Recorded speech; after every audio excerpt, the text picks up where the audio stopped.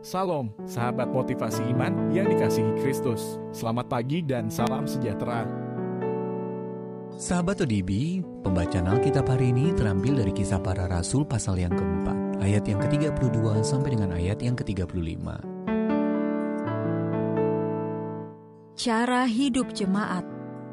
Adapun kumpulan orang yang telah percaya itu, mereka sehati dan sejiwa, dan tidak seorang pun yang berkata bahwa sesuatu dari kepunyaannya adalah miliknya sendiri, tetapi segala sesuatu adalah kepunyaan mereka bersama.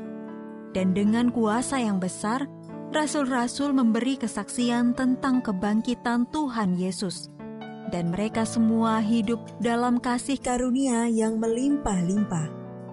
Sebab tidak ada seorang pun yang berkekurangan di antara mereka, karena semua orang yang mempunyai tanah atau rumah menjual kepunyaannya itu, dan hasil penjualan itu mereka bawa, dan mereka letakkan di depan kaki rasul-rasul, lalu dibagi-bagikan kepada setiap orang sesuai dengan keperluannya.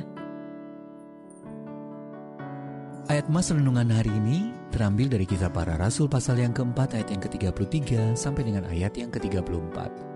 Mereka semua hidup dalam kasih karunia yang melimpah-limpah, sebab tidak ada seorang pun yang berkekurangan di antara mereka. Judul renungan kali ini menjadi Saluran Kasih Karunia, ditulis oleh Kirsten Holmberg.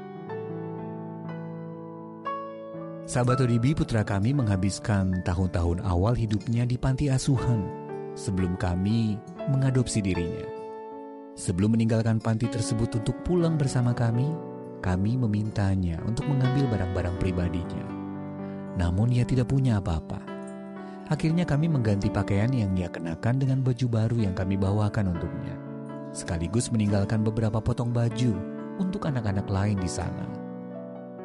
Meskipun sedih melihat sedikitnya barang yang ia miliki, saya bersuka cita karena sekarang kami dapat membantu memenuhi kebutuhan jasmani dan rohaninya.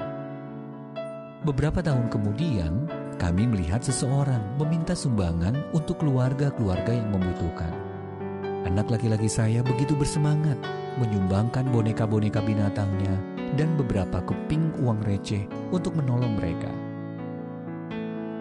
Mengingat latar belakangnya yang sulit, sebenarnya wajar jika ia memilih untuk menolak berbagi. Akan tetapi menurut saya, alasan dari kemurahan hatinya itu sama seperti yang dimiliki oleh jemaat mula-mula. Mereka semua hidup dalam kasih karunia yang melimpah-limpah, sebab tidak ada seorang pun yang berkekurangan di antara mereka. Kisah Para Rasul pasal yang keempat, ayat yang ke-33 sampai dengan 34. Jemaat itu rela menjual harta benda milik mereka demi memenuhi kebutuhan satu sama lain. Ketika kita menyadari kebutuhan orang lain, jasmani maupun rohani, kiranya kasih karunia Allah bekerja dengan melimpah-limpah di dalam diri kita, sehingga kita bisa memberikan respons seperti jemaat mula-mula, dengan rela dan tulus memberi kepada mereka yang membutuhkan. Kita pun menjadi saluran kasih karunia Allah sebagai saudara-saudari seiman yang sehati dan sejiwa di dalam Yesus Kristus. Ayat yang ke-32. Sahabat ODB, bagaimana kasih karunia Allah telah bekerja dalam hidup Anda?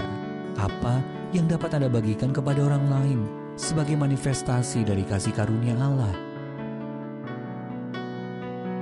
Terima kasih Allah untuk semua yang telah Engkau berikan kepadaku, termasuk kasih karunia-Mu. Tolonglah aku untuk membagikan kasih karunia-Mu itu kepada sesama.